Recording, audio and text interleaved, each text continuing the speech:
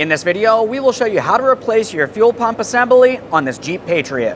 This will be located inside of your fuel tank, accessed under your rear seat. Let's get into it. Okay friend, let's get started on our job. The first thing we need to mention is we will be opening our fuel system, so make sure you're in a well-ventilated area. Let's start along the back side of the vehicle. We're going to remove our fuel cap. A quick inspection of the seal on your fuel cap and we'll hang this aside. Let's prepare our brand new fuel pump assembly for installation. What you're going to find is you still have to install your fuel level float in this area. Now for this, you're going to find that it comes with a small adapter here. If you are looking along the inboard side, you're going to find that it has two small prongs. Those prongs need to hit up against this area here. This is the range for your fuel level. Also, right along this area, you can see that there's pretty much a half moon. That's going to have to slide over this hinge point here. Let's go ahead and get this into position. Just line it up. We'll press it on there. Now, once you feel as though you have it on, you should be able to pivot it. It can slide off, but it won't once we do put on our level float. For the level float, we're going to take it and slide it straight through the center of the port here. There we are. Now the next thing we need to do is secure this level float rod inside of its mounting point here. So I'm going to pivot it into the proper position and then we'll press it down and in. Listen for a click from that. Now I'm holding onto the adapter and I'm going to give the float rod a quick tug here. We want to ensure that it will not come off. You don't want this coming off while it's inside the fuel tank and you're driving down the road. As you can tell, this functions as it should, making its way up and down throughout this entire range. Now we can install this in the vehicle. Now let's make our way under the hood. A quick note before we go any further. If you have access to a scan tool, the next thing you want to do is release fuel pressure from in the system. If you don't have a scan tool, we're going to release pressure a different way. We're going to have to gain access to the battery. To do that, we're going to make our way underneath this plastic panel.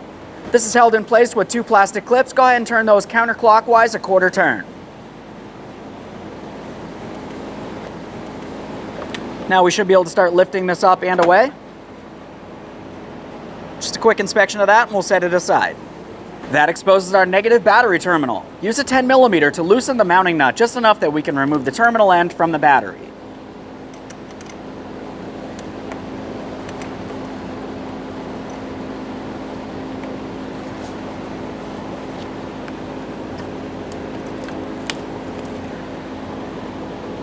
Make sure that's making no contact. We'll make our way over to removing the engine cover. To remove the engine cover, go ahead and take hold of both sides of it. We'll give it a wiggle and lift it straight up and away. That exposes our fuel line, leading to our fuel rail. Now here's where we're going to be extremely careful. We're going to open up the fuel system. You have to keep in mind if there's any fuel pressure in this area, it's going to want to go someplace. So I'm going to use some rags directly underneath this area so I can collect and dispose of this properly. To disconnect the fuel line from the fuel rail, you're going to find that you have a green locking clip. For this locking clip, it has two ears. You can squeeze in towards each other and press them down. Now, once you have that pressed down as far as possible, we can take hold of the fuel line and pull it out and away.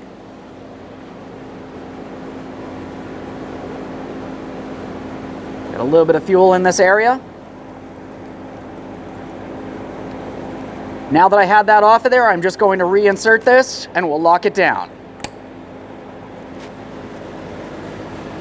Now we have to make our way into the rear of the passenger compartment. To gain access to the fuel pump assembly, we have to remove the lower portion of our rear seat. Now for this, make your way along the front of that lower portion of the seat and you're going to find mounting hardware holding it in place.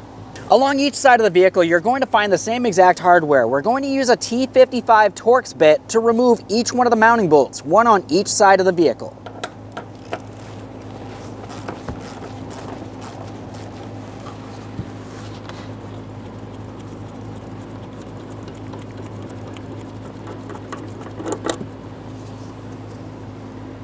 A thorough inspection of the mounting hardware, obviously. If it looks like it's rotted, weak, or damaged, you need to replace it. This one looks fine. I'm going to repeat the process on the other side, and we can start removing this seat. With both pieces of hardware out of position, the next thing we'll do is take hold of that lower rear seat and give it a little tug straight upward. There we are. There's one side. Repeat the process on the other side. Now we can remove this from the vehicle. Now with that seat out of the way, the next thing we're going to do is remove our sound deadening mat here. For this, you should be able to just go ahead and lift it straight up and out of position. We'll set that aside. Now along the driver's side area, we're going to find that we have a plastic panel to remove. For this, I'm just using a small pocket screwdriver. You can use pretty much anything as a prying device here. We'll just lift that up and out of place. That exposes the top of the fuel tank and our fuel pump assembly. Let's go ahead and clean up this mess before we continue on. After completing that, let's continue on to disconnecting our electrical connector. It has a locking tab. Go ahead and squeeze that in. We'll pull this up and out of position. Just a quick inspection for corrosion on that. This looks fine. Now it's time for our fuel line. To disconnect this, we're going to have to squeeze in on these two ears right along here, and we will be able to slide this out of place. Keep in mind there could still be fuel inside of this area. Squeezing in on those ears. Typically you can do that by hand. If you need to, you could use some long nose pliers. Okay, we can see that sliding out of place. Now inside of the fuel line, you should be able to see that there's a couple small O-rings inside there. You just want to confirm that they have not been damaged. You can also look along the fuel pump here. If they're stuck on there, you're going to have to replace them. Now let's continue on to removing this plastic adapter and reinserting it into the line. To remove this, we're going to continue on with a small pocket screwdriver.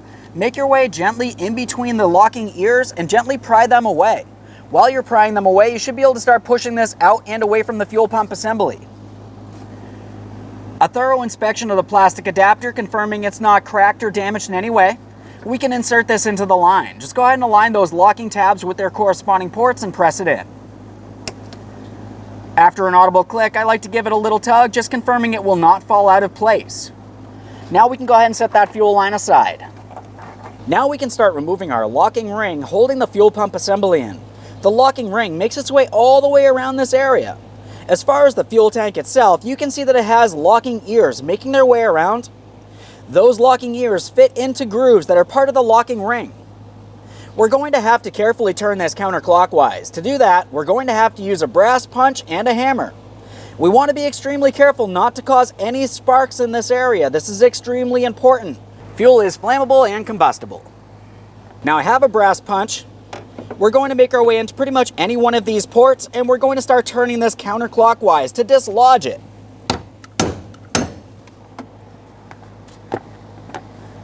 Sometimes that can take a little bit longer. We'll press this down, start removing our locking ring.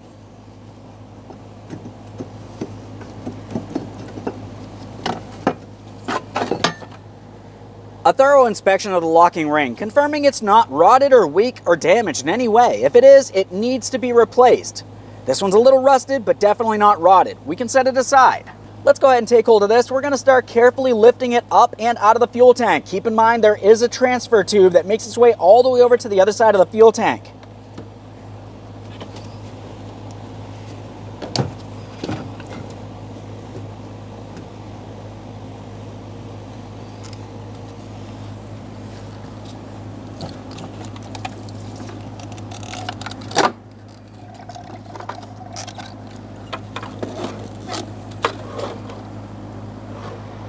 Now to remove the transfer tube, we're going to have to squeeze on the two ears that are a part of the green locking tab here. Once you have those squeezed together, you should be able to push them out and away from the line. You can see that pulling away. Go ahead and remove the line from the fuel pump assembly.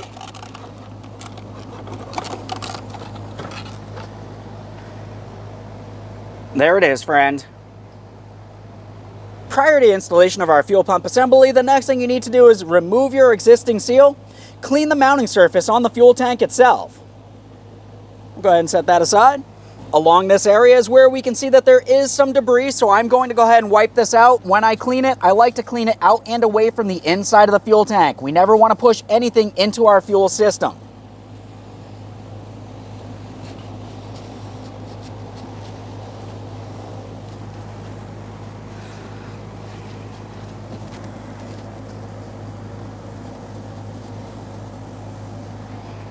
Now it's time to continue on with our brand new sealing ring. Go ahead and put this in position right in the groove on the fuel tank. One last thing before we install our fuel pump assembly, we need to make sure we grab hold of that crossover tube. For this, I'm just using a long grabber. I don't like to reach inside the fuel tank if I don't have to. Okay, let's get that fuel pump assembly in place. We're going to start with the crossover tube. Go ahead and line that up with its corresponding mounting point. Press it in as far as possible and lock it down with the green lock. Go ahead and give that a little tug, confirming it's properly secure. Now we can start getting this in place. We're going to start with the level float.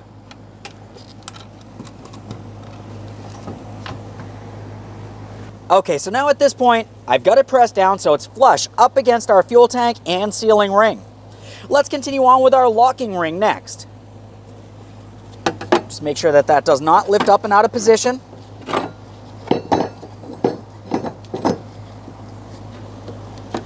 Now for the locking ring, we need to confirm that we can see each one of the locking ears from the fuel tank making its way up and through the locking ring. Once you have all of them through that position, we're going to have to continue tapping this lightly, clockwise, locking it in. We're still using our brass punch for this.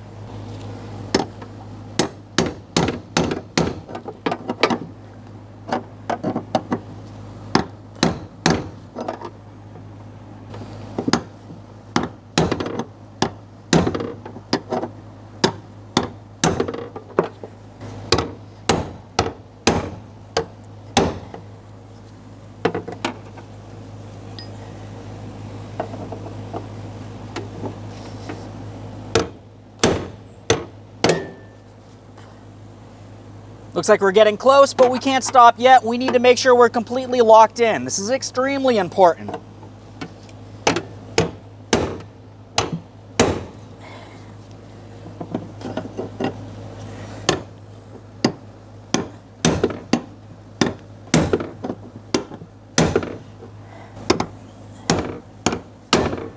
There we are.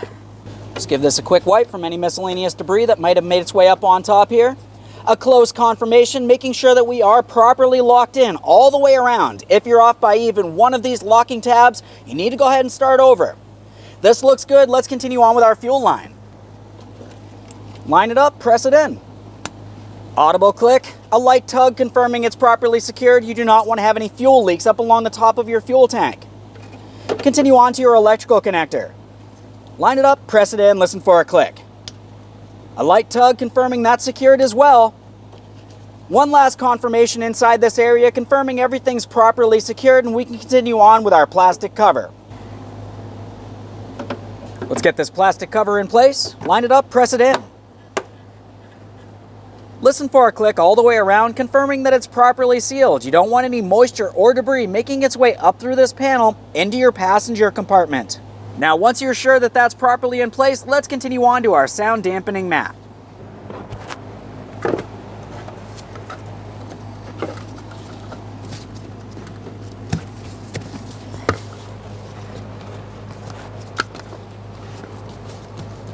We'll just make sure this is properly in place all the way across the vehicle. You need to make sure you have access to all of the seat belts. We don't want to have it underneath this area or underneath the rear seat.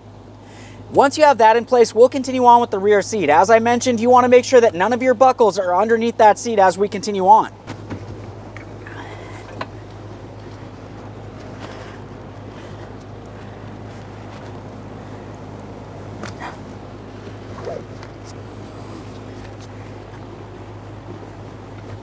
Now, once you feel as though you have the seat cushion in the proper position, we need to pause before we continue on with our mounting bolts.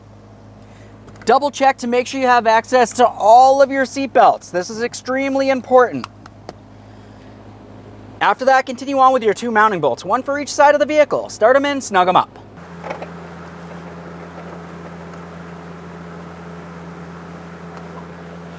We'll make sure we start in both of the mounting bolts before tightening either.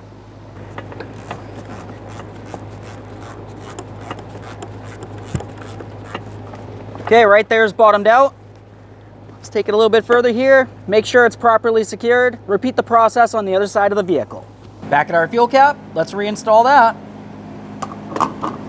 Line it up, turn it clockwise till you hear a click, close the cover. Now we're back under the hood. It's time to reconnect the negative battery terminal. One thing about this is when you do go to connect it, it may arc or spark. Make sure that you do not have any fuel vapors or liquid fuel on your hands.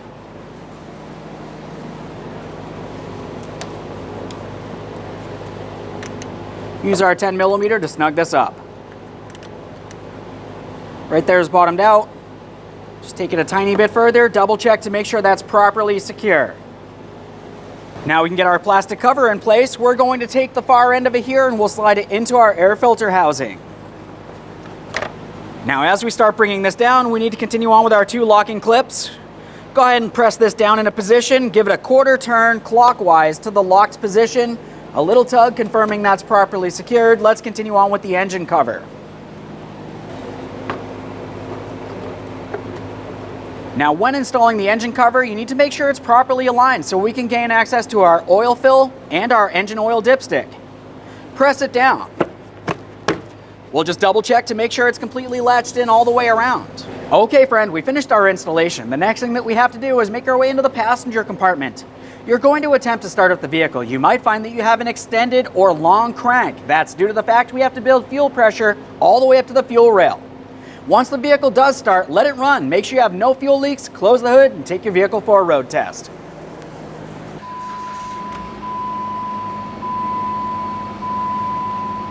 Perfect. Thanks for watching. When only the best will do, demand TRQ. The only company that lets you view before you do. TRQ is committed to offering the highest quality aftermarket auto parts that are engineered for peace of mind. Thanks for using and viewing with TRQ.